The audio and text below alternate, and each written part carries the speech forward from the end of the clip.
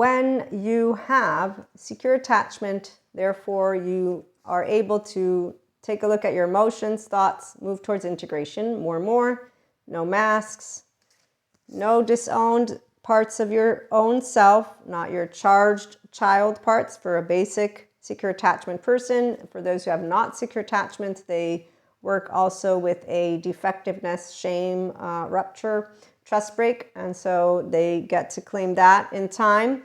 And that's the part of where the only way to be yourself, as I got attachment trauma informed in my years of the last 3 years, and in the years as a person who's created a lot of content, I get to understand why it's hard for some people and how to explain it and share with you the journey that the inner growth mindset supports those who are ready to take a look at emotions and thoughts. And when we need a little bit of extra help, we get those lovely good therapists with the EMDR, child parts work, and somatics, so sensory motor. The body is very important to bring it to your social engagement system so that you can have compassion for self and for other.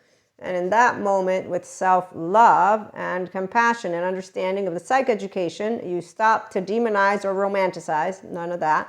And that's why integration is happening. So you're saying, I'm a differentiated self. You take ownership of all of those parts of self. If you have DID, that's healable as well. I have a course that I took on that. And that's where we have a lovely woman who's writing a book to let people know you're not broken, you're healable. Okay, so when you take ownership of the self, it means you have a lens. It means you don't disown any part of you and you don't want to wear a mask. So you share your story. But again, there's no demon, no romanticizing, no mantles. The 5D mystic here, 5D collective, come on over. We are Pinocchios with a real body, okay, meaning flesh. So we learn to be in our prefrontal cortex integration. Left is the chit chatter, right? All the emotions come up. And containing them is the first step. So being able to pause when behaviors come up, and then with compassion to be able in chit chat, not do split thinking, black and white thinking, not doing the re-traumatizing self-soothing mechanisms of any type, because there's a bunch of different groups of people out there.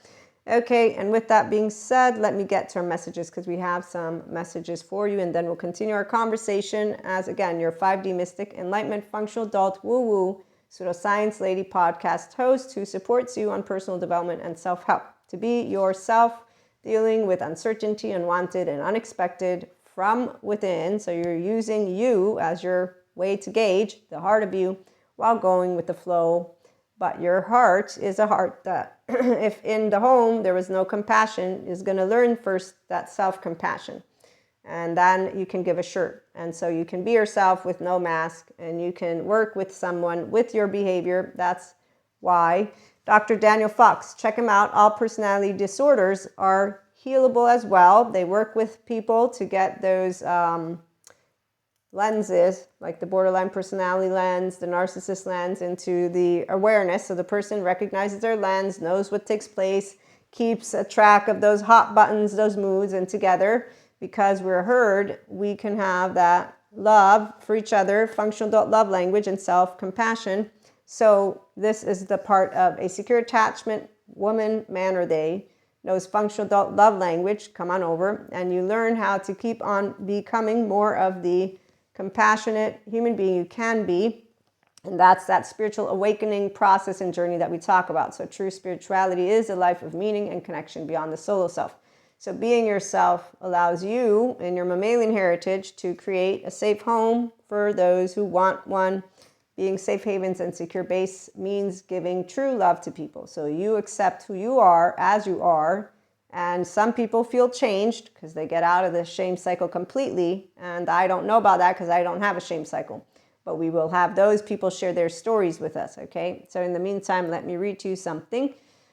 You will be able to be more reliant on your own sense of self-worth, not needing to seek outer definitions from the outside of who you are. This is a very good thing, but that's because you do notice, does my behavior affect my herd? With healthy self-worth, which is different than those who don't have it. Okay, so that's the part that can confuse people, and I understand it because I do have people that don't know. This is the lovely crystal that gives you this message and this attunement. Okay, it's the 6-rayed star that supports you to merge with and validate your own inner light. Your inner light, though, is going to be able to be here when you co-create reality. So your own inner life force energy comes out when you are a healthy self-worth person who's a member of our herd. So you're co-creating reality with other people, not by yourself, which is why your behavior, you tend to it to make sure, am I being respectful with my tone? Doesn't mean you're saying yes to somebody. It's the ventral vagal posture when you're a secure attachment, 0, 1-year-old, 2-year-old, 3-year-old. That's true love for yourself and others, okay? And with that, you expand your lovely consciousness to your oversoul, yourself, and beyond. And that's because, again, with our lovely herd, we get to keep on sharing how to chit-chat. Functional adult love language, it means you don't disown any part of you. You just don't use a mask. You talk about all those basic emotions and what comes up in a day. But you're doing so with compassion, with love, with generosity. We're sharing in a ventral vagal state what is going on. Is a very different feeling because functional adults talk. It's the adaptive child and or maladaptive child who's making it all about them, and they're already beginning with a right-wrong attitude. Just remember teenagers, okay? That's the teenagers are what do this thing. Here's where we expand consciousness and we learn through our oversoul appreciation. Okay, so appreciation of our moment-to-moment life, all that takes place in life, love, relationships that are heart-based, so heart and inner peace are part of those relationships that are safe havens, secure bases. And that's because of deep appreciation for who we are with our own personalities. And so dating people doesn't mean you change your personality. No, it means that you mature emotionally if you're tending to when you're feeling, I don't like that they said that thing that way.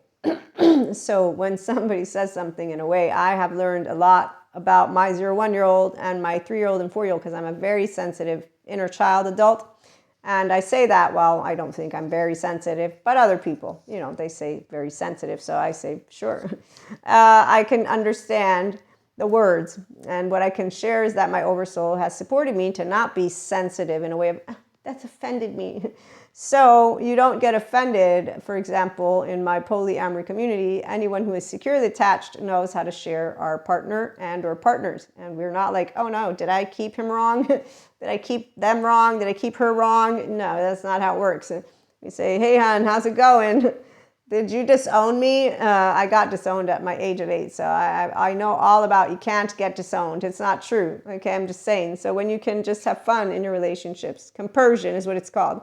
So usually you're checking in with each other with a happy note all the time, not just sometimes. And you don't have this primal attachment panic happen, which is actually your nervous system reacting to the fear of losing your primary secure attachment figure. So that's one thing you should learn about if you are polyamory that can happen, and it's like a panic attack. Since I have had plenty of panic attacks, I've not had any of that type of exact primal attachment panic, but I can know what Jessica Fern in her book is talking about because I have 3 twin flames. So when I got the number 1, I remember moments of like uncertainty. And then I remember when I got number 2. And then I remember when I got number 3. And at that point, I'm just used to having the capacity to be like, wow, this is a fun ride. Okay, that's what happens when you have the capacity to own your own self-worth, because worthiness is about how we can participate in our world. And so relationships help you to become more of the self you want to be.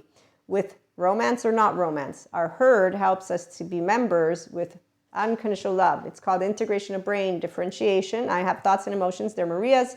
I link to you. You have your own thoughts and emotions. And then we become a we, not a mesh. And I'm not you and you're not me. We are 2 separate pieces of consciousness that expand together and unfold with appreciation in each other's light. We are each a light, and then we come together creating a bigger light, and that's safe haven, secure base, our mammalian heritage. So sharing and spreading true love is all about self-love and love, compassion, being able to be here and grow these romantic and not romantic relationships. So come on over for the inner growth mindset, for 5D relationships, for 5D mystic enlightenment, soul age group messages and lifestyle. Join us, share, like, and subscribe. And remember to have a wonderful day and to please be as careful as can be. Not all people will want to be Pinocchios over here. Some will be Pinocchios with the wooden bodies and ears and tails, and, you know, share. Bye.